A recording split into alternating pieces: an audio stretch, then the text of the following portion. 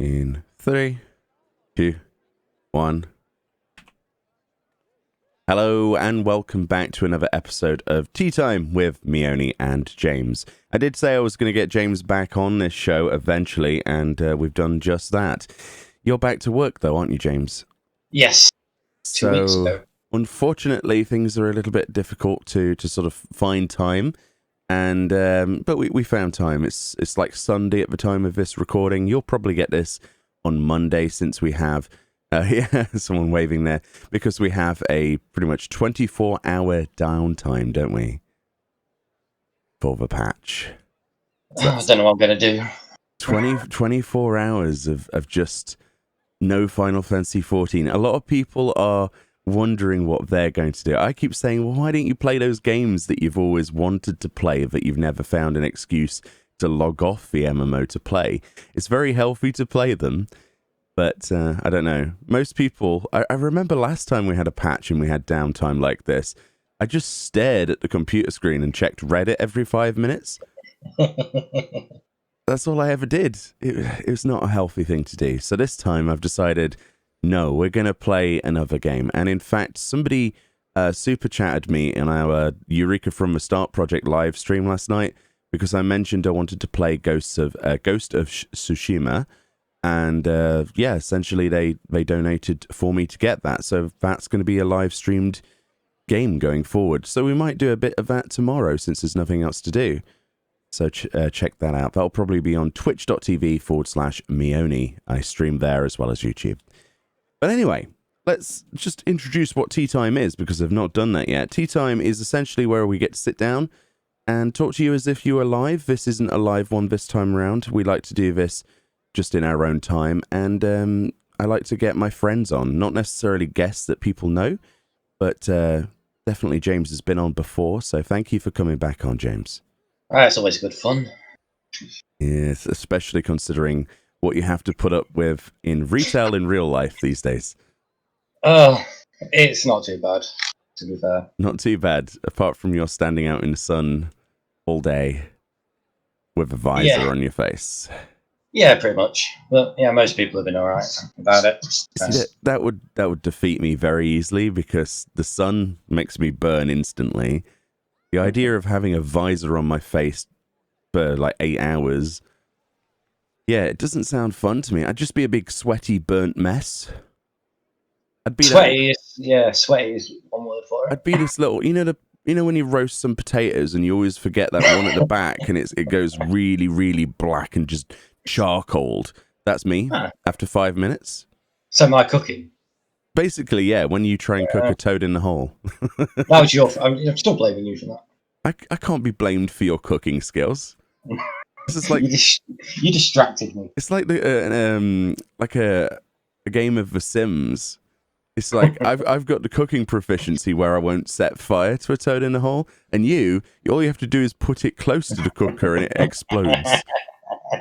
I loved The Sims when I was younger. Oh man, it was so much fun. Like making unskilled people cook sausages or whatever.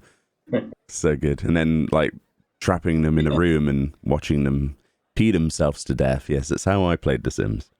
Yeah, always just to see the Grim Reaper pop up. Yeah, and you could invite your worst, like, the people you don't like around, pretend to be really pally and then build a wall around them, and then just have a little window so your character can watch them suffer. Oh dear, I don't know what I was like, I guess. A bit crazy, but, you know, the best people are crazy. So anyway, there's a couple of things we want to talk about. Obviously, it is 5.3, but first of all, I want to talk about something that happened to me directly. Essentially, James helped me fix my computer. Everybody who knows me recently and has been kept up with it knows that I've been saving up for a new PC, and that's gonna, as soon as tomorrow, actually, and Monday is actually my payday in theory, so I should be able to order bits and pieces tomorrow, and that should take about 10 days or so to get here. So I'm all the hype for that, but I've been trying to make my computer last as long as possible. And unfortunately, we had a bit of a disaster. A bit? Yeah, so last week, I was doing my usual rendering thing. There I am making videos, as you saw. Quite a lot of videos. I do quite a lot these days. And my computer, well, it was running a bit warm, let's say.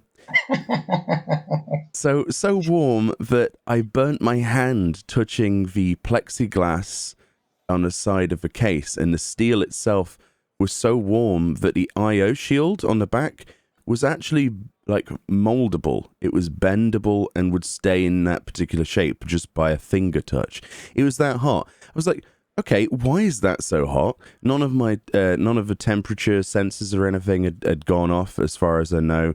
So I checked the temps, and we were running at about 90, what was it, 96 or something? Yeah, between 96 and 100. Yeah, and that was at idle.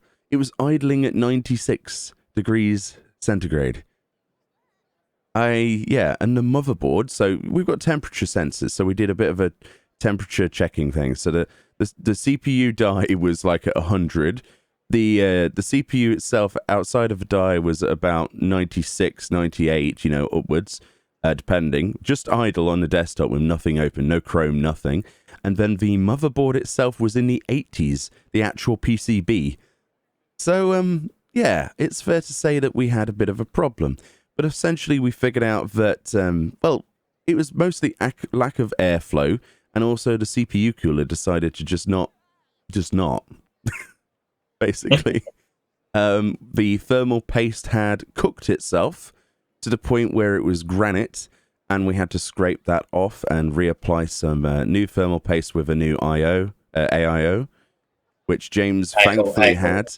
So bear in mind, guys, it was about, I don't know, 10, 11 o'clock at night, and I was like, so, James, my computer just basically crashed when I tried to do a quick basic Cinebench. There's no way that it's going to let me render anything. So this was a Thursday night.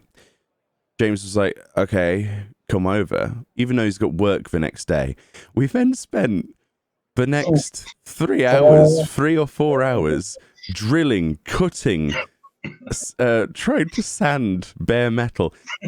No, that was you. That was me. So we had a great laugh, but at the same time, we had to do a couple of things. One, we replaced the AIO with a new one, which James thankfully had because he's been upgrading his PC and he got a case that came with one, right? No, I didn't use my stock cooler for my. Oh yeah, you didn't use the stock cooler. That was right.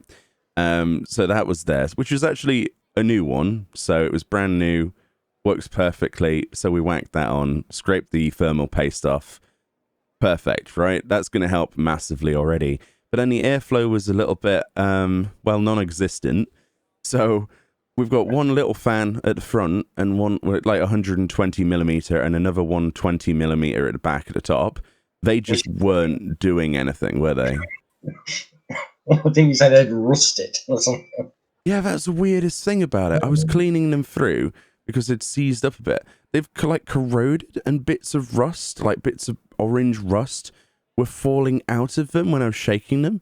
So I gave them a good shake and a bit of WD-40, span them with my finger, and I managed to loosen all this like crap, basically, this orange metal crap, and banged it on the table a bit, and then put them back in, and they worked fine. But again, they were still not like the world's fastest fans, and the airflow had just become non-existent. And obviously with the heat wave we were having, and we're still kind of having right now in the UK, it was important that we address that. So yeah, along with having a new AIO, we also air cooler. We had because it wasn't an AIO, was it? Sorry, I keep thinking it is. You're thinking about your new PC. I am thinking about my new PC.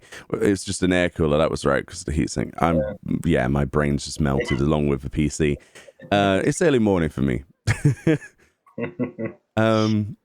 So you had some fans from your old computer, didn't you? I have hundreds of fans lying around. Yeah, like 120 millimeter fans, and we had like 3 of those lying around. So we refigured that there's only one fan header for case fans on the damn motherboard. So we had to use a splitter and split between 4 fans, essentially. And we had to think of some interesting engineering solutions, didn't we? Interesting's a word, yes. So you know how the front of a computer, you've got on most computers now, they they either don't have any front optical drive space, right? Because they're all swanky, like the Lian Li case that I'm wanting to get for my new computer, right? Or they have blanks, okay? So there's the little rectangular blanks where you could put an optical drive if you wanted to, or a Blu-ray player or CD player, whatever you wanted to do, right? A floppy drive if you really wanted. Right? Oh, God, floppy drive. Yeah, let's go back in time to the old floppies, right? So we were like, well, we took those blanks out and we were like, okay, really the perfect place to put this, since we have the drive bay just behind there was completely empty, would be to put a fan there. That would be amazing. But it was nothing to mount it to. We didn't have any brackets. This was like midnight going on to 1 o'clock. So we had some little screws. Oh, first of all, sorry. We tried to super glue the fan. All right, so I had this great idea that if we flipped over the optical drive blank covers, right? Because they were basically like one solid side of plastic was facing outwards for decoration, and the inside is just this big bevel. So there's no way you can connect to those. So we flipped them around so that the pretty side, the flat side, was inside the case, and the ugly side that would have molded plastic bits was on the outside. Then we left one of the blanks out in the middle, and then fastened. Well, first of all, we tried to glue the fan on the inside to the flat surface. Yeah, we got to glue it because my electric screwdriver ran out. Yeah. So meanwhile, we've put his screwdriver on charge. So it kind of held for a little bit Until you touched it. Until I touched it, and then it fell off, and then we decided that we were going to screw into this plastic, and there we go. It's nice and screwed into plastic, isn't it? Yes, a nice little letterbox intake. It literally has a letterbox in the front of it. The worst thing about this is, I was like, oh, I wonder how this fan's doing it, without looking, and I put my finger straight into it. Twice, yeah. It's working fine though. It's working fine. Yeah, so we've got an intake at the bottom that's doing okay. The one at the top is like really good on the front, because basically there's nothing to stop it. It's pulling air straight in and it's blasting it over the CPU. So the CPU cooler is like, oh yeah, this is heaven, you know? So then we're like, okay, we need extraction. So we've got one little fan at the top, right? We've obviously got AI, we've got IO at the bottom, like in and out stuff, you know, for all the cables and things. So we can't cut a hole in that. The case cover is like mostly plexiglass, like a plexiglass window. That'll just shatter if we were to drill into that. All right. Yeah, we've got one exhaust at the back. Yeah. So basically, we made the executive decision to not cut through the bottom of the case like most people would, because honestly, I don't think that would have really helped anyway. We cut a big hole in the top of the case, a big square. I'll show pictures on screen. It's not really a square though. It looks like a square in this picture, but we literally what tools did we use, James? Well, my electric screwdriver and some side cutters. Pretty much. Oh, and darts. We'll come to that in a moment. Oh yeah, some darts. Yeah. So we literally got this fan. We plopped it where we thought we wanted it, which was not perfectly centered. We don't care, right? We got this like felt tip, and it was the same color as the case. He chose a black felt tip. I was like, that's useless.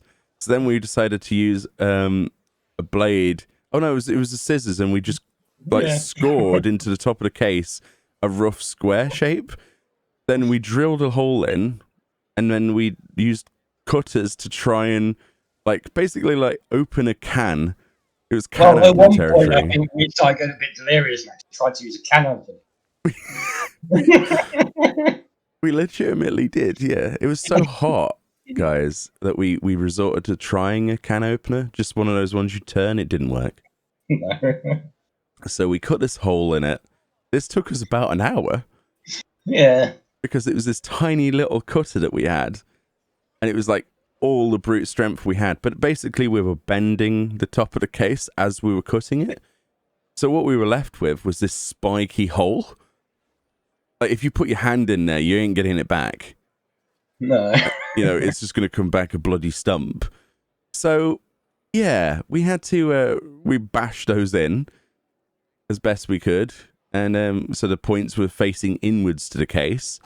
Then we had the wonderful challenge of trying to drill holes and mount a fan to the outside, which we hadn't drilled any holes for. So, without going into any of the motherboard. yes, because where we would decided to put this hole, a capacitor on a motherboard was literally about an inch away from where this spiky hole was. And we were like, oh, right, okay, awesome. So then we had to carefully drill that. We decided to drill it at an angle, so basically we could miss that. It's a good job, really, because of how quickly but it did finally go through the metal after we'd ground your drill piece to a piece of just ash, basically. And when we put that on, then we had the amazing task of trying to screw upwards because we didn't have long enough screws. So we had to use these tiny little screws to screw upwards inside the case, right next to the motherboard, right next to the cooler itself, in between there, and my hands are enormous, to try and screw upwards what somebody held the fan. You thankfully had one of those extendy ones. Yeah. That we used. What a palaver, though. But basically inside that case now, it looks okay from the outside, but inside, the top is just lethal. It is not something you want to touch. But, it may be something we have to revisit at some point. Yeah, maybe. I don't know. It works really well, though. I'm able to record videos on it again, and we're rendering a lot, and we're streaming, and... Yeah, full, 6-hour stream? A 6-hour stream, and the hottest we got was 70-something on the CPU, and the motherboard didn't go above 50. I was like, oh, my goodness. What a difference. Idling now at about, by the way, this morning, 27. 27? Wow. 27 it was idling at with those fans. I was like, I think we achieved this quite well. Yeah.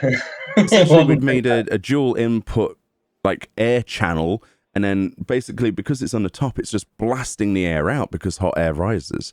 So it's not having to do as much work. It's like pulling it out really easily. It's quite clever, actually. Yeah, it's not too bad to say it was a rush job. Yeah, I mean, we did that within the course of, about 3 or 4 hours, but it was like you had to go to work within 3 hours. Yeah, I got 3 hours sleep, yeah. Yeah, 3 hours sleep. I had to drive home because you live about 14 miles away from me. And then I obviously had to get up early to do fashion report and the patch note reading. Was it the patch note reading? No, yeah, it was. Yes, yeah. It was the patch note reading and a bunch of other stuff. So it all blurred into one. And I just thought we'd talk about this because I don't think people really realize the sort of stuff you have to go to make sure that you can guarantee certain videos each week. Otherwise, it would have been Fashion Report Saturday. Because the plan was to do it today, actually. Actually, it was. The plan was for me to come around Sunday, but it just wouldn't be. I mean, I would have missed out on the patch notes. It actually died to death. Yeah, I would have missed out on this. It literally was cooking itself. So, whilst it was an incredible thing to have at the time, obviously the heat wave just decided to cook it, and it was irreparable without doing what we did. So, yeah, I'm surprised we did what we did within the 4 hours we had. Without the tools, with basic no tools. We basically were two cavemen, right, sat there looking at Cinebench and hardware monitor, going, that's too cool, right? Sorry, that's too hot. Get the clippers. Yeah. How does open case caveman smash? I'm sure they had a right laugh on Discord because I forgot to leave the voice chat. Yeah, all they could hear was drilling, laughing, banging, screwing, laughing, just like awkward noises, dropping things. Do you remember when we were cutting through this with the clippers, this massive spike of metal, we hit it, we didn't even see it, we heard it, went yeah, and it flew into the abyss, and I don't know where it went, but all I know was that close to our glasses. It's around here somewhere. So there's this massive like bullet somewhere in there that could have easily just took our eye out. So yeah, this is not something we advise for No, I cooling wouldn't. solutions. get a hacksaw or something. Yeah, you need tools for this, and you need like proper safety equipment. But there we were, sweating our absolute balls off in your room. So. Yeah, it's because I never needed a saw when I did my PC mods. I never bought one. Oh dear. There's Frambo in the background. Not exactly incognito, is she? Let's be honest. Oh dear. But anyway, let's talk about patch notes, shall we? Shall we talk about 5.3? Yes, that's fun. All right, okay. I want your opinions on some of this stuff as well. So if you open the 5.3 notes, if you haven't already, the first thing to note is that we have a bunch of content that we expected, but there's a few bits that aren't coming that people probably need to be aware of. Yeah. The Ishgard Restoration being obviously delayed until 5.31, which is about a month after the release of 5.3. Yeah. Blades of Gunhild at Resistance Weapons and Sky Steel Tools scheduled for 5.35, and that's somewhere October. I reckon maybe November at this point. You reckon November? Well, maybe end of October, I think. I'm not sure at this point. Like, massive story quest, maybe 6 weeks, isn't it? So something like that. So the MSQ, we don't really want to talk about that. We're not a lore-focused video today. I'll give a loud shot on. we could have, I suppose we could have some speculations later that people can skip if they want to. We'll make sure we spoiler tag that conversation in a little bit. We'll come back to that then. So this big storyline, we got Yorhog Dark Apocalypse. So these are the main pieces of content you've got. You've got the MSQ that's going to continue after that. Frankly, worrying trailer that we saw of 5.3. Yeah. Then we've got Yorhog Dark Apocalypse, which looks to be quite interesting. Sorrow of Warlight, what are we thinking about the solo duty and not having a trial? I don't know. From what we saw, it looks quite fun. It looks just very mech heavy. Yeah, the only problem I think I'm going to have is if it's solo instance, you're only going to be able to do it once. Yeah, unless until New Game Plus comes out, which that's a shame. Unless it'll be like some way of reaccessing it or something, or I don't know. They don't generally do it for solo instances, do they? This will be the first case, I think, where we have a solo instance that everybody demands that they get to revisit, or at least have more of, judging by what we saw in the trailer. So what we saw in the trailer for The Sorrow of Warlight was us actually manning a mech ourselves. We can briefly talk about that with no other implications of what you do in that. But it looks like there'll be a combat scene with you piloting a mech. It looks like it's going to be a bit like when we transfer to different players and stuff and characters. Yeah, like the whole role play scene. Yeah, where you switch to like Gaius, for example, or Alphino or Estinian. Yeah, the Estinian one was my favorite one, actually. Oh yeah, that was cool. Being able to do like the limit break and stuff it was so cool. So let's talk about some of the smaller stuff then. So they've put a weekly restriction removed on the Chronicles of New Era stuff. So unidentified flying object is a quest for the Proto Ultima shielding, if I remember, in Idleshire from Dunscape. Yes. So now you can get as much of that as you want for some reason. Yeah, I thought that'd been removed years ago. But I thought I did. Primal Focus, which is the one for doing the extremes, if I remember, in Mordona. And the Gift of the Archmagus is for doing Crystal Tower or World of Darkness, isn't it? And you get like an Allergen Glaze, I think it is. Yeah, something like that. It's been years since I actually did them. Yeah, so basically, usually what happens is the stuff to upgrade your gear usually gets nerfed every like major patch after that patch had just become not irrelevant, like it's going to happen with this stuff.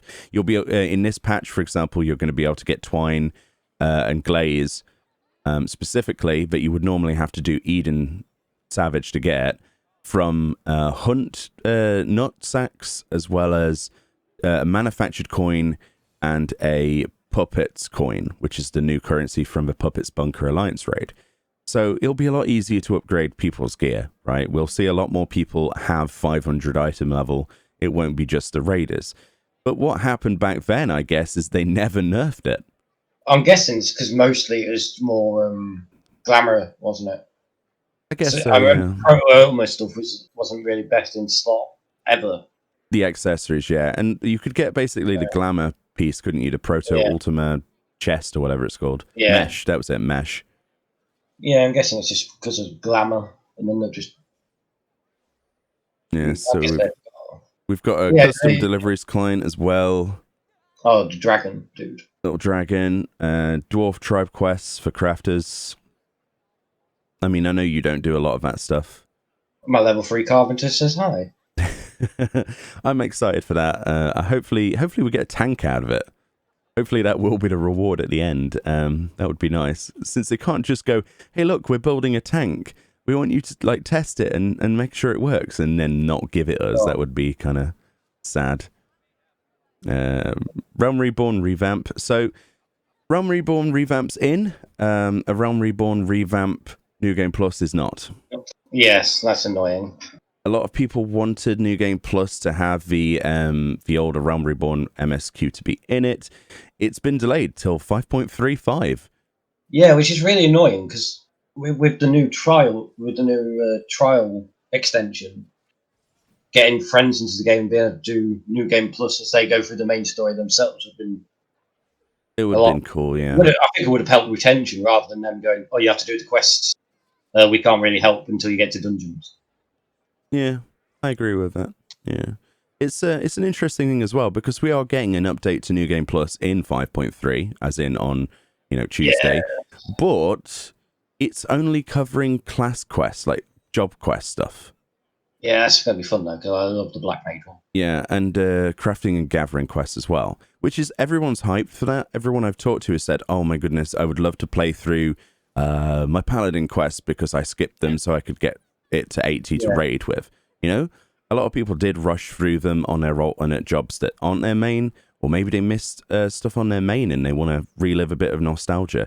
That will be cool. Myself, I'll probably do my White Mage stuff. I did enjoy the Conjurer quests, but I can't remember them. Yeah, but it's only the class quests, isn't it? It's not the job quests. Oh, is it just the class ones? Oh, well, that sucks. In here, it's Gladiator, Marauder, Conjurer, Pugilist, Archer. So none of the expansion jobs. So no Dark Knight. Oh. So I'm thinking it's literally only up to level 30. Well, I'll still enjoy the Conjurer quests. I don't remember hardly any of them. That's you help the girl, don't you? It was many, many years. You realise Conjurer was my first. Yeah. And that was at the start of A Realm Reborn, during the beta and then afterwards. So yeah, I remember. It's not quite like the Conjurer quest to begin with. Yeah. I remember the Unicorn quest, and that's about it. But yeah, so that's unfortunately something that's not coming, but also coming at the same time. What are we thinking about this needing to have the Mount quest involved in everything and the Crystal Tower as a requirement for pretty much 5.3's main scenario as well as every other stage of it? I think it's a good idea because because the Mount was always a side quest which I never got. And you can't actually ride a mount until you finish the quest anyway. Which made no sense, especially because you weren't really pushed towards it either. They didn't go, hey, you need to go and do this. I mean, they probably do now. I haven't played that far with a new character. But originally it was like, oh, yeah, so how do I get a mount? Oh, right, you need to go and do this Grand Company thing, and then you need to get to this rank, and you need to go to this place, and you need to... What? Yeah.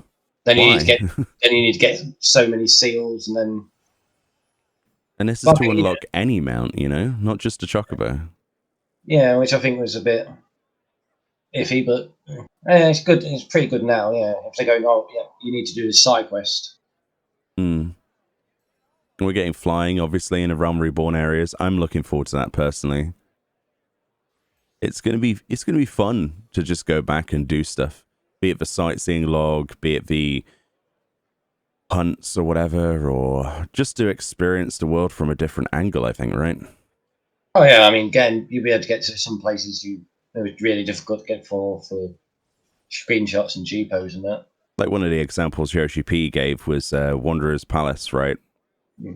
and flying around the back of it, because apparently you can fly around the back of it. Interestingly, Camp Bronze Lake will be no longer a completely horrible area, because the thing about Bronze Lake is that essentially there's two places that you can teleport to, and if you choose the wrong one, you're essentially traveling across the entirety of... Well, actually, there's only one Aetheryte, isn't there? Camp Bronze Lake. Yes. Yeah, that's it. It's on the right side, and there's a lot of stuff that happens on the left side, and you have to catch the ferry. Oh, yeah. With the little kobold, I think it is, or the goblin that has a ferry. Yeah, and you've got the mines as well. You had to run half a mile. That's right. But now you'll be able to just literally fly across the Bronze Lake. I mean, oh my goodness, that's amazing. Also, the Beast Tribe quests. Think about how those have changed. Imagine the Sylphlands if you could fly over all of those maze type sections. Oh my god, that looks so good. Anybody who does Beast Tribes after 5.3, there's no excuse not to do them now. They're going to be so much easier, faster, and also you're going to have a good time. We had a really bad time doing ours because it's just an absolute mess. That zone is just designed like the 1.0 fever dream. It looks how it tastes. It's not good. Yeah. It's just a maze. Yeah, where you have to walk through the Sylphlands and get the timers to carry stuff, and it's all the way across the other side of the map. I think a perfect video idea would be for us to literally go there, turn off our UI completely, and our goal is to go from the start of the Sylphlands, right, to the last bit with the big air balloons. Because there's no way that you would be able to do that without your UI in walk mode. You'd just be like, wait, did I pass the same passageway? Yeah, it's like, what? It's a sort of zone that everywhere looks the same. It's very 1.0 vibey. And a lot of people like that. Me personally, I like that a bit. But, geez, it's a remnant, it really is, of a realm that has been since long been reborn, for sure.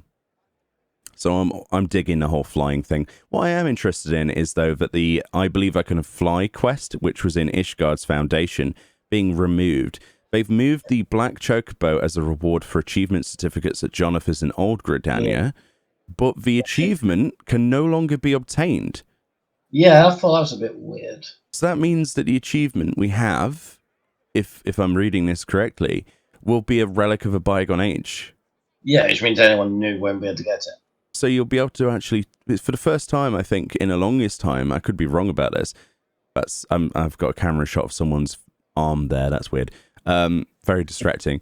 For the first time in the longest time, I don't think there's another example of this where there's an achievement in the game that actually shows a difference between when somebody started and when somebody, I don't know about that. The Garrow stuff. Oh yeah, there's the Garrow stuff. Yeah. I mean, like, base game kind of MSQE sort of pushing you towards something thing that's now been removed. I don't think there's been anything like that. So it's really going to be a fact of, when did this person start? Oh, they started in 5.3. Yeah. You know. Unless of course they decide, because they don't remove achievements now. I don't think so, because it's an achievement point earned by you, and it would decrease your points, which I don't think they're going to do. People would probably complain. Although there is apparently new achievement rewards as well, which should be interesting. Yes, there is going to be new stuff from Jonathan. So a lot of my videos will probably be as usual. Everyone else that makes videos, they focus on the big chunky things, the exciting things like the MSQ in the dungeon. I'll be going and looking at the minions, the mounts, the gold saucer, for example, stuff like that. So expect to have where to find things videos, basically. That's what I love doing anyway, most of it. And I think a lot of people like watching them. Yeah. So yeah, we also have the availability now to see where things are located in terms of elevation in quests across the entire game. Yeah. So this was something that was only in Shadowbringers up until this patch. Yeah, it's a good thing because I hated, like, especially like Stormblood where it's under the water, but you don't know it's under the water. Yeah. Yeah, definitely. Another perfect examples would be Limsa Laminsa, actually. Oh yeah. any verticality that you'll face, for example, what am I thinking of? Querfus, Western Highlands. It's like a lighthousey thing, and I've really the observatorium. That was it. Yeah. The observatorium to the south of Zone in White Brim, right? You're not sure if the quests are above you or below you because they're on different floors in rooms. Oh, I know full well. I ran past that thing like 4 times. So I was like, I don't know where it is. Like, to have an elevation marker, oh yeah, you're on the right floor or it's above or below. Yeah. People are going to take this for granted. I talk about this all the time where quality of life changes come to the game and people just don't remember they were ever not there, right? And then they say, oh, I wish for the days of, before all of the expansions, I wish we had private servers and stuff. But they don't realize what changes have been made to make life easier. I mean, I can think of a couple things, like the dismounting on your mount, for example, that they added in Stormblood. Yeah. The fact that, it's heavy, isn't it? It doesn't apply heavy. Yeah, I hated heavy. So originally you would mount on the ground and you'd walk past a mob, and yes, it would attack you, but it would inflict heavy instantly. Now that doesn't happen. It physically can't happen. There's so many examples of things that people are like, really? I don't remember that. Well, yeah, you don't remember it because it's such a good quality of life change that it's changed everything, and you've sank into that complacency. It's good. It's good things. The best changes are the ones that you don't notice, that you take for granted, and that feel right. Yeah? Yeah, when someone says it, you go, oh, I don't remember that.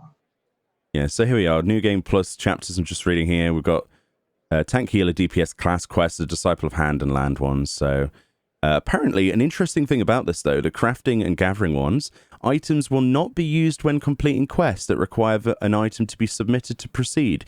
So all of those HQ items that you turn in, you actually get to keep. Yeah. So, I'm guessing that's to... so technically... It's because of replay, isn't it? Right, but here you go, right? Okay, right. You're in an FC. 8 people want to level up their botanist, level up their fisher, right? And you have this fish that's tradable, that high quality version, and you've got 3 of them, which this particular quest needs. You hand in your quest, and then you give those 3 fish to the next person. They hand in their quest, and they give that fish to the next person. Can you see? You won't get any XP for doing the quest. Why? Because it's a New Game Plus, no rewards. Oh. Same as MS. Right, yeah, because it's new. Oh, yeah. That's weird, actually, isn't it? I suppose that's why they've done it. Yeah. Okay. But still, you'll be able to reuse the same fish. So there will actually be a new market created for New Game Plus crafting and gathering, is what I'm trying to say. Yeah, I'm guessing it's because they don't want to lock people out of, oh, you need to craft this or you need to buy this just to complete a New Game Plus. But what we're going to see, though, is that on 5.3, people will be literally probably even now, looking at all of those quest rewards on Wiki, buying them all up, and then relisting them at obscene prices on 5.3's release, because somebody will want to relive their carpenter days, and they don't want to go and do it themselves, because, they just want to do the story, and they buy it for like 90k, That's a new market right there. It really is. Here's another quality of life change. Levy quests, or leave quests, depending on what country you're from, can now be initiated and abandoned while riding a mount. Yeah, that's... Oh. How many leave quests did I do for my relic in Heavenswood? A lot. A lot. Because you could do the old, the one where you got the, was it the fossilized, what was it called? It was like an item you could only get from like 4 different places. One of them, the easiest one, was to just do the Dravanian Hinterlands leave quest. Yeah. Because it would give you 1 every time or 2 every time, I can't remember. The ability to do that what's mounted? I mean, presumably that means once you're in the air as well, right? Because before you had to land and get off your mount to initiate a leave quest, and then you had to mount back up and fly to it. But now it seems like you'll be able to just fly around and initiate them, reset them, initiate them. Oh, it's going to make things so much easier.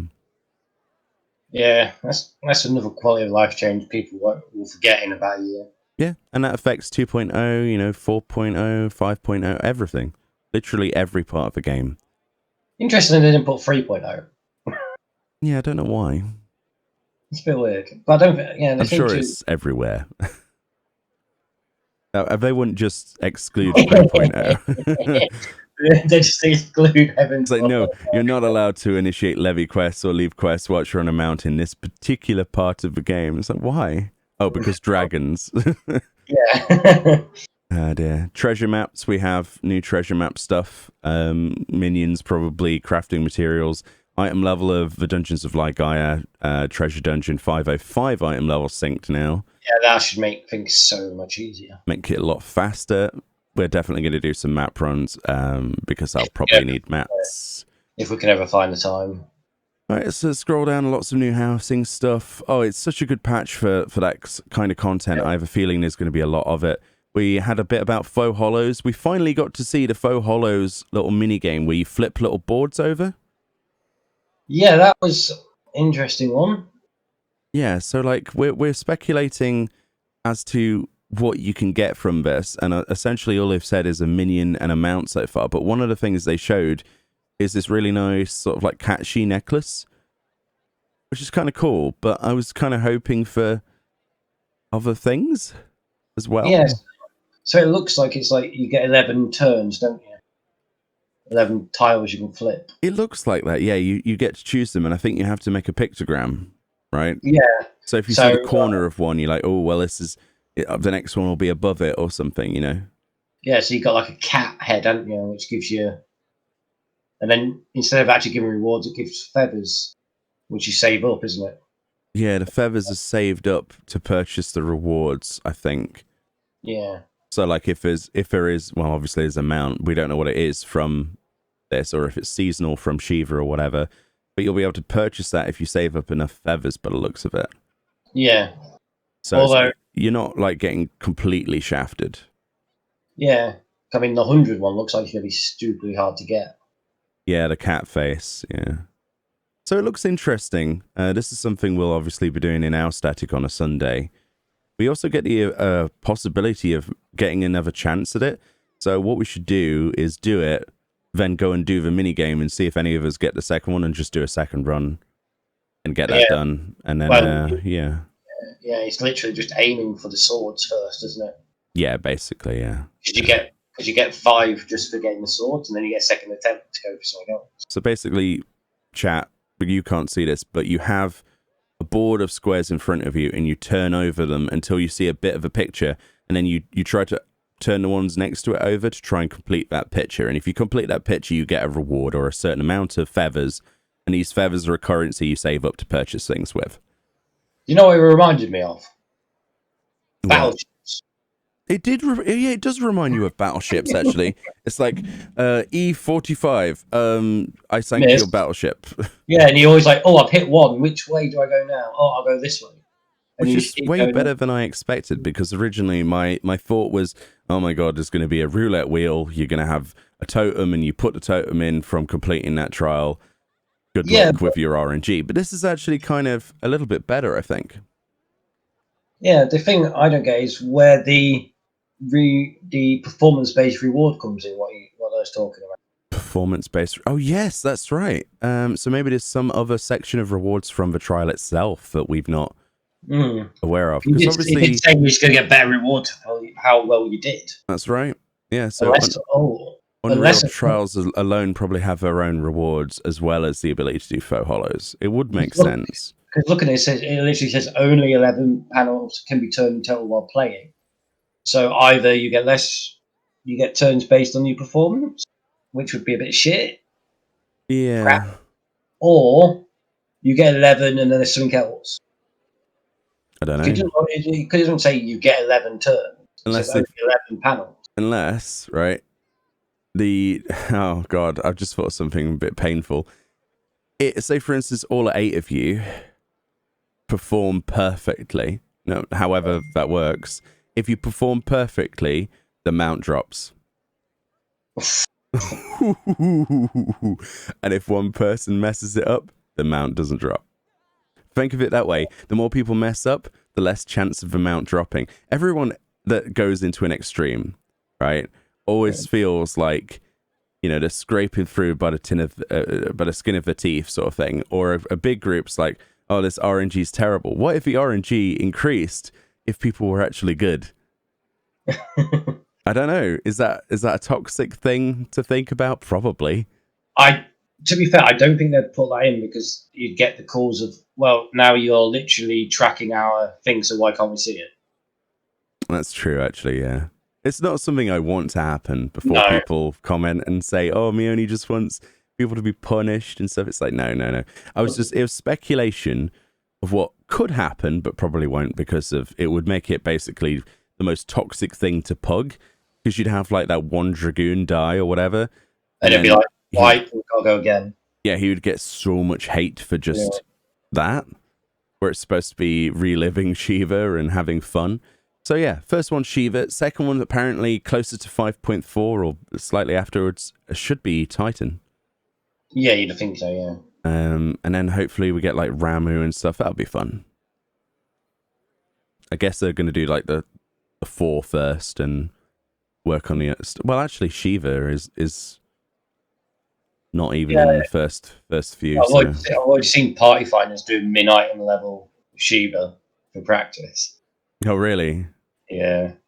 So we can so basically you get one chance at your Faux Hollows minigame once you've done it. Every Tuesday it resets. You do get a second chance, essentially. If you find the swords. It's called retelling. And that's if you find the swords in the little diagram they showed. But I guess it could be random. They could randomize what the icons mean as well. So this it looks like large always appears as the swords. I think it's got set icons. Oh, it's got set icons, okay. But like the small, like the cat face only sometimes appears, and it's one square. Right, okay. So you have to find that one square to get the big prize, and then one of 2 appears for the medium. Yeah. Which are like 4, it looks like. And then the large one, which is retelling, is 6 squares. So it means you have to find all 6. Cool. So we also got changes to Wondrous Tales. There's lots of new rewards. The biggest change to Wondrous Tales is the fact you get experience for doing 9 seals now. Did you see that? Yes. So Disciples of Magic and War, excluding limited jobs, will get experience points when they do 9 seals. But if they're not level 80, they get reduced rewards. Yeah. Ouch. Players who have not reached level 80 with Disciple of War or Magic may only choose from 2 rewards rather than 3 at the end.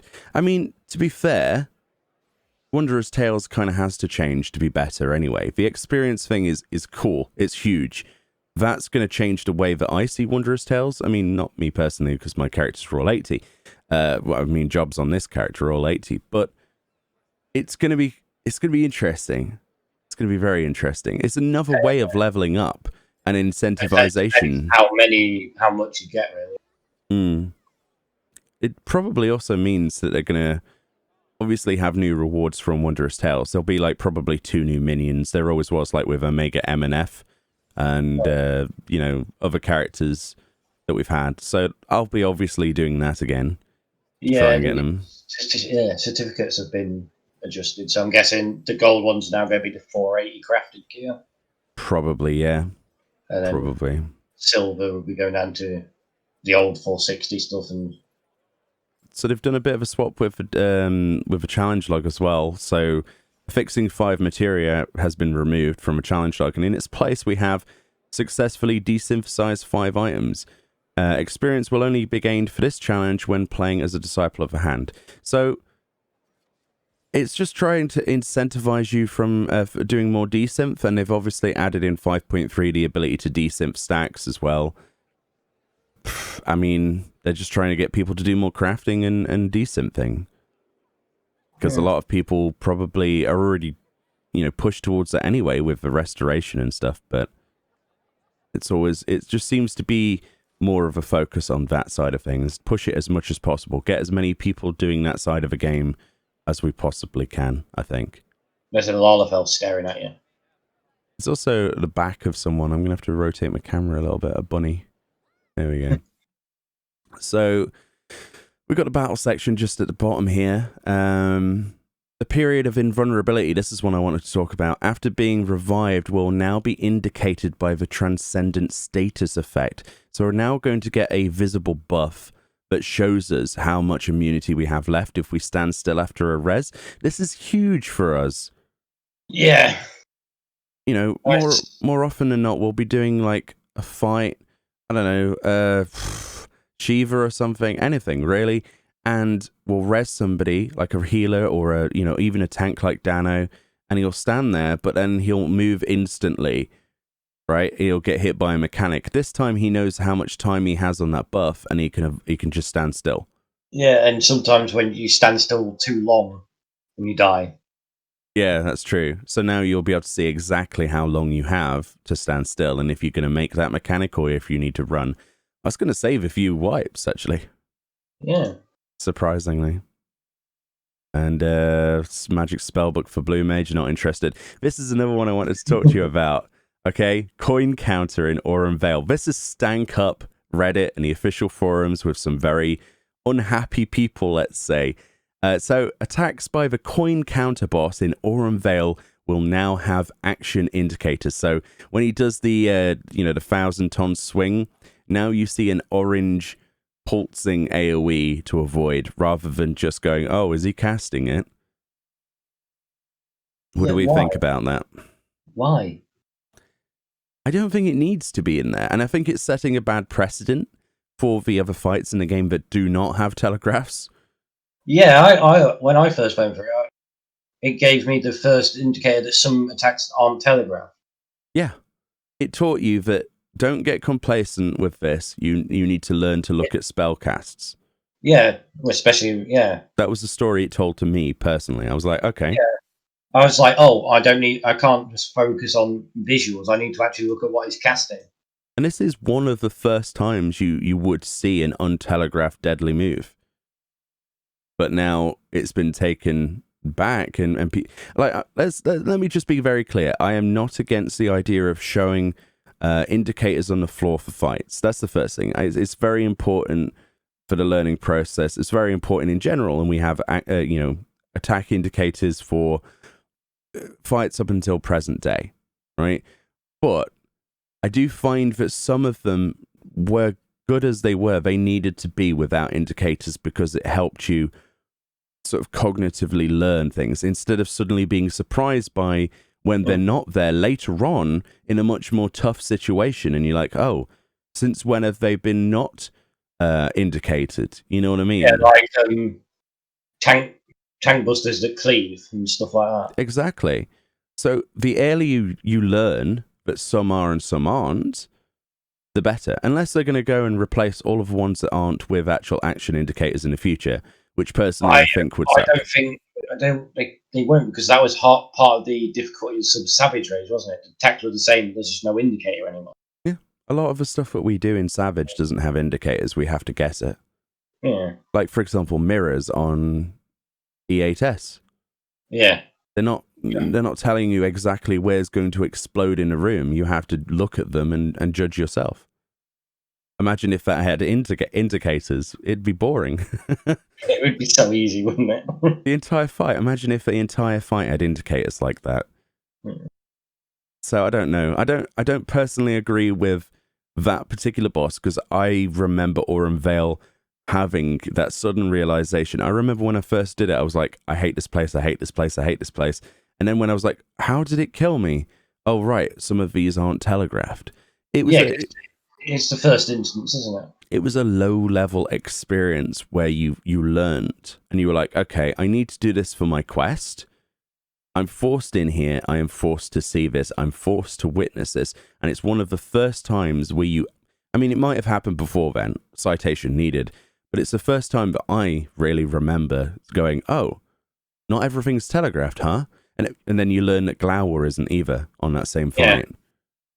And you realise, oh crap, he's looking at me, run.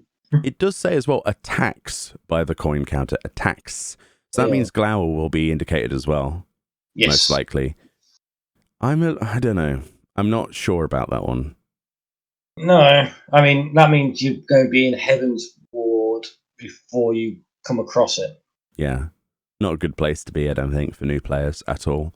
No, unless of course they're pushing it back, and then because of the free trial, and we're like, well, then I don't know why they'd do that, but Like I say though, a lot of people have hit Reddit and the forums and other places, social media, one of them on Twitter, obviously, knee-jerk reaction, but they're not 100% wrong this time.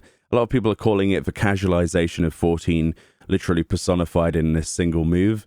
There's obviously been lots of other changes that Square Enix have made to their game that have made people think that it's been more casualized. This is the one that's actually visible, pun intended, with actual indicators.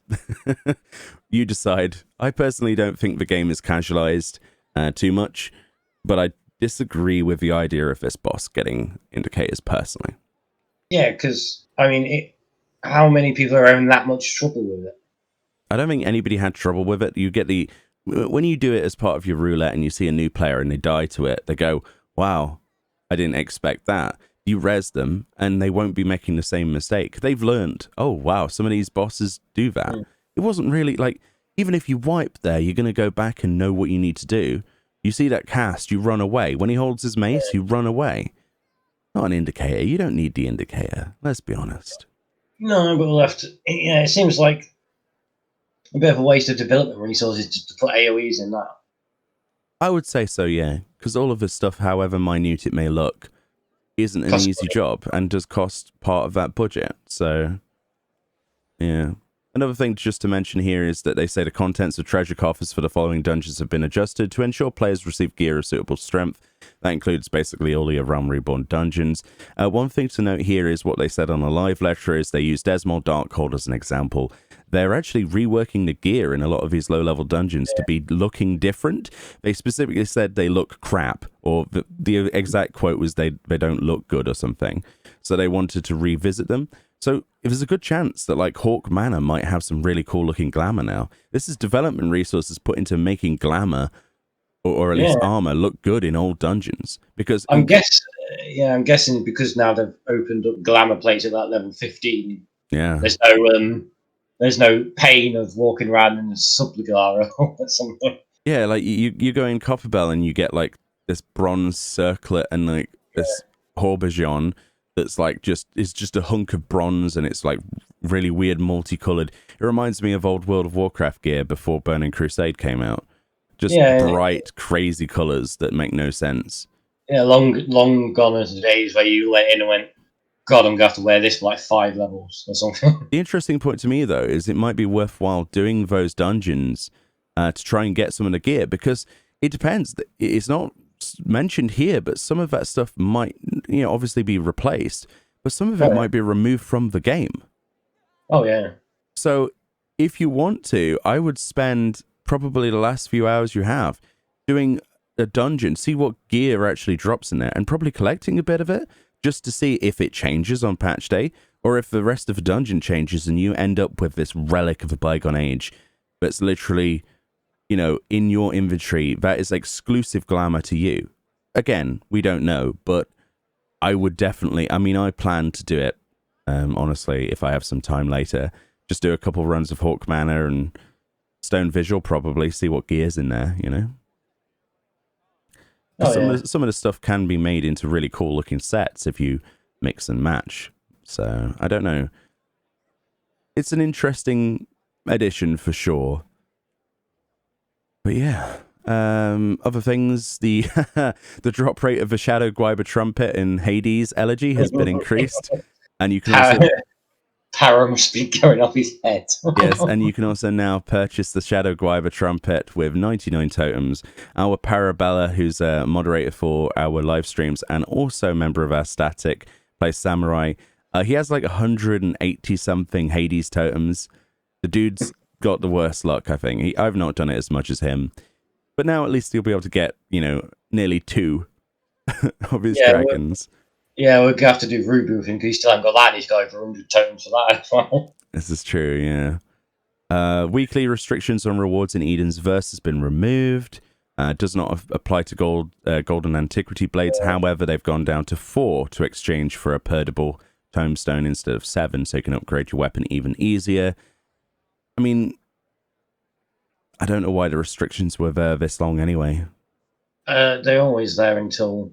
It's just been such a big delay that everyone's pretty much got what they wanted, I think. So I think it's part. I think they always do it when new alliance raids come out, new gear, isn't it? So then they're helping people never get rid of it.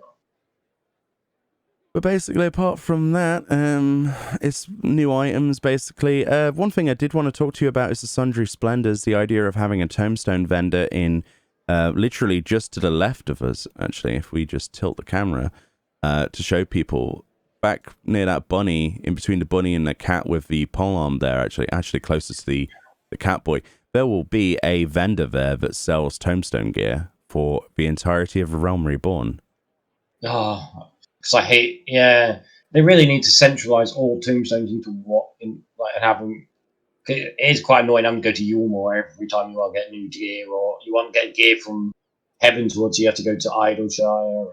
Yeah, it does state though that these are going to be like locked behind certain parts. The way they described it was gear from that expansional base game, right? So yeah.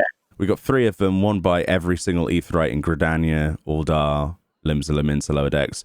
And then Heavenswood locks, like the actual end credits for Heavenswood locks the one in Foundation, and then the same with Kagane with Stormblood.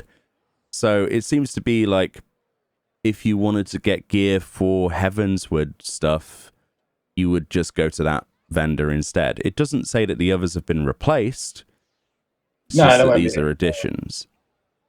Yeah, although it'd be nice if you could have them on all. So if you're in Limbs and you need to get some gear, then yeah, it would be nice to have people a choice of where they hang out, right? The only reason people hang out in Yulmore is because of vendors that are there. But then you've got the flip side of the fact that it might all become like the Crystarium, i.e. dead, because everybody would probably choose either Limsa, Laminsa or Kagane to be the base of the entire game. Well, yeah, I suppose, yeah. You know, I know what people are like, or Ishgard, I guess, but really, I've never seen Ishgard. You should go to the Jord Grozier and have a look. There's a ton of people on that market district, tons of people.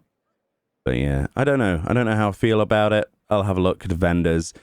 They also said in the live letter that it's only going to show the best stuff from that expansion. I don't know if that was a mistranslation on Discord or what, but I'm guessing it means Shire gear. Yeah, but if I'm doing fashion report and I'm like, oh, I need something from Heavenswood, let's just go to Gridania. Let's go to Foundation, and it's only got the best stuff on there, and I'm like needing this particular Sublagar from this lower end dungeon, lower end tome, then I'm still going to have to go to Jord Grozier anyway. So I don't see the point. Oh yeah. We'll have to wait and see. I don't know if that's a mistranslation or what. Citation again needed. But pretty much the rest of it is just the stuff we know about, like the ability to like reverse engineer items so you can see what they're made out of. So if you have a material in your inventory, you can see what it makes into, even if you can't make it yourself, which is pretty nice. Crafted gear goes up to, you can upgrade crafted gear. Yeah, that's another one, yeah. That goes up in item level. You can upgrade that with the rain system in Yulmore. Trial synthesis, so you can test stuff without using mats. That would have been really useful for my expert recipes. What do you think about the sort function being adjusted? I don't understand. I think it means like things with similar function will now be arranged. So like if you have things that do similar, like all your dark matter will all be sorted together. I thought it was kind of like if you right click sort in your inventory right now, doesn't it kind of already do that? Yeah, but I imagine it might be like all the like crafted, all the stuff you need for like repairs and stuff will all be sorted together, and then I have no idea. Yeah, it's a bit weird, but basically it's just a filter change. That's all that is. Also, the market board, yeah. Oh yeah, the market board search results will be in a different order, yeah. So I'm guessing they've put an extra category in. Do you reckon it'll be sorted by item level rather than? It says similar function, so I'm guessing it depends on their use. So like maybe like if you have a bunch of mount horns, all the mount horns will be sorted together. They kind of are. They literally all are under the miscellaneous section. If you scroll down, I think it's page 4 or whatever. All of the mounts that you can purchase with Gil are there. Yeah, they're just in a line of horns. Of course, I mean, unless of course it means like Matterhorn emotes and all that, all the stuff, the usable stuff, will They all be are. sorted together. And They sort they of. literally are. I'm guessing there's some other function somewhere. I'm guessing they maybe put a new category, subcategory into stuff. Yeah, but surely they would just put on the website, the patch notes, oh yeah, new categories have been added for ease of use. But they've not put that. They've Well, no, put sort I'm guessing function. it's going to be actually not for us to be able to see. Oh, I see. Okay. So they get an extra subcategory, and then all the things with the subcategory get pushed together when you sort. However, they categorize stuff. So I'm going to guess that's how it's going to work. Fair enough. That's pretty much about it, really. Yeah. Apart from the quality of life changes, like being able to join a party with a party in the party finder, that's awesome. Specify 1 player per job. I'm hyped about these. I made individual videos about this stuff.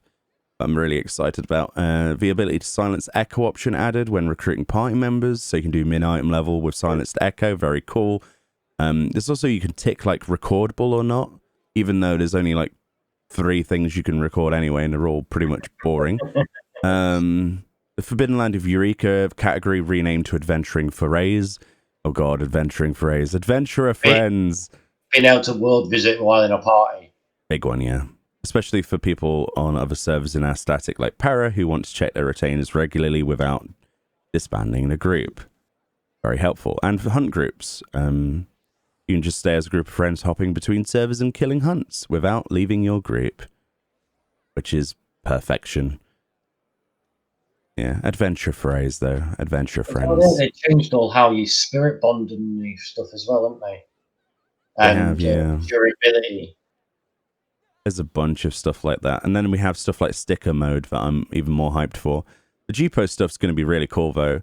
100 stickers at any one time. Yeah, okay, it's stickers. You know, it's very easily an Asian thing. You see a lot of Japanese photos with stickers put on them, you know. Yeah, but you can put text in as well, can't you? So it's not custom text, but you could, yeah, it'll be cool, right? But the thing that really interests me is lip movements option added. Lip syncing. You could like move the lips of your character in G-pose. You know how useful that's going to be for my videos. Oh, thank you. You mean like now? Right now, yeah. Well, if we were in G-pose, we could a pause button and a play button on lips. You know how easy that's going to be able to be to sync machinima. Oh, so good. We also got a track camera, so you can choose a target like you, and then I could set it to track, and the camera would follow you. Now, the only current way of doing that is iCam hard brackets T on when I target you, and then if I go into the idle camera and pause it whilst it's looking at you, it will follow you around, but it's fixed to the floor of where the camera started. Yeah, so you can have elevation, aren't you? So this track camera will actually lock to the character as if it was locking to your character in G-pose, which means I could like literally watch you or anyone else or an NPC, if I can G-pose onto that NPC like a trust person, and watch as they run through a horde of mobs, you know, and get camera angles of that from their perspective and not my own. Yeah. That's huge. It's like being a proper cameraman. Yeah, I cannot wait. I love to make machinima and other videos and try to be a bit creative with things. There's a lot of people in front of us. And this is going to add to that. I can't wait. They say motions whilst eating with indoor furnishings will now be reflected in group pose. I presume that means like eating at tables and interacting with the food there. That's something that G-pose doesn't like at the moment. You could be sat at a table and it pops you straight up, doesn't it? My God, that Vieira is close. Very close. Very close. Rothgar's got an interesting colour scheme as well. I'll just stand here. I don't like that. That was a bit weird.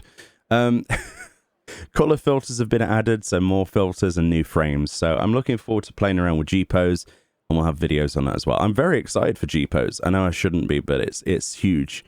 It really is. Also, the availability to load up links whilst in the game, such as the lodestone. Oh yeah. Very interesting. And then the PlayStation has, through their default web browser, it tabs you to that for the play guide, etc. I don't think we necessarily need that stuff, but I guess some people wanted it. A hardware cursor. Oh, you can change the size of your cursor, your mouse cursor now. Oh, that's cool. So if you're A lot of people have actually complained before of hard of vision. I don't know the other way that you're supposed to say that. Hard of vision, visually impaired. There we go, slightly, or in any way. They can change the size of their mouse cursor. Now, as much as I want to meme on that, I personally would like to have a bigger mouse cursor myself, simply because when I've got 3 monitors and I'm in Final Fantasy 14 when I tab in, I can't find where the mouse cursor is, even though I shake it across the screen sometimes. If I'm in a white background, I'm like, where's my damn mouse? I don't know where it is, especially during fights. So adding a few % of pixel size to that would be great. What I would like to see them to do is to add a spectral effect as you move it or something, or sparkles, like you can on Windows. Or like have proper like custom ones and stuff. Yeah, so you could have like a little Namazu or something. Yeah, that'd be cool. Yeah. There you go. Free idea, Square Enix. Go do it. I think that would make the game way more accessible. And even for people like me with no impairs, apart from mental impairments, that would really benefit from being able to find their mouse. I could have like a ley lined cursor. Because if I put my little mouse cursor over there in the corner, I can barely see that. If I came back from the bathroom, I'm like, where's my mouse? Oh, it's there. You know what I mean? At least I'll see a sticker or a flashy effect. I don't know. Yeah. But that's mostly it. Apart from obviously the free trial going up to 60, having Heavensward, having Astrologian Dark Knight, and Thingamajig Machinist. Level 60, floor 200 of a deep dungeon. But obviously you still have the restrictions of not being able to join FCs and things, and lead parties, and trade guild, and I don't know. That's a lot of game without any way of really, making your own groups and stuff and joining FCs. I would struggle, I think. Personally. Yeah. But I think that's about it, really. Yeah. That's 5.3. What do we think about 5.3 on paper then? Are you excited for it? What do you like? What do you dislike? Oh, yeah, I think it's going to be good. The MSQ is the MSQ. So that's always going to be good, especially with how it's going. New Extreme, new in Real, new Alliance Raid. Should keep us busy for a while. It should. I mean, it's not a raid patch, but it looks pretty hefty. There's a lot of stuff we've got in there. With EAS need anymore. Yeah, we're still progging in our group, which gives us. I mean, it's fortunate and unfortunate. We had a lot of changes in the group comp a while back, so it's put us on a bit of a delay. But we're making good prog, and we do some streaming on twitch.tv/Meoni on Wednesdays specifically at the moment. But yeah, it's been a lot of fun. Let's come and watch. Come and watch us wipe a lot. Yeah, come and watch us wipe. Especially this week. Oh, this week will be a special one. If you want to watch that on Wednesday. Essentially, we'll be doing an alternate jobs. Jobs that are not our mains. So I'll be doing it as Red Mage. James will be playing White Mage. Yes, you can watch me terribly heal people. So we're literally switching white and black there. Basically, apart from red, obviously. Tanks are going DPS for the most part, as far as I know. Yes. And some of our DPS, like Demon, our Dragoonist, is going tank. Our melees are going tank. One melee, one Fubar's going tank as well. Yeah, he's a machinist usually. Yeah. So it should be an absolute cluster. Yes. We've given ourselves an hour of leeway though, and if we can't clear something like that, we'll just do the farm day on proper jobs. But it should be quite fun. Yeah, it should be a good laugh for an hour or so. Because we have most of us have absolutely no idea how to do the other person's job.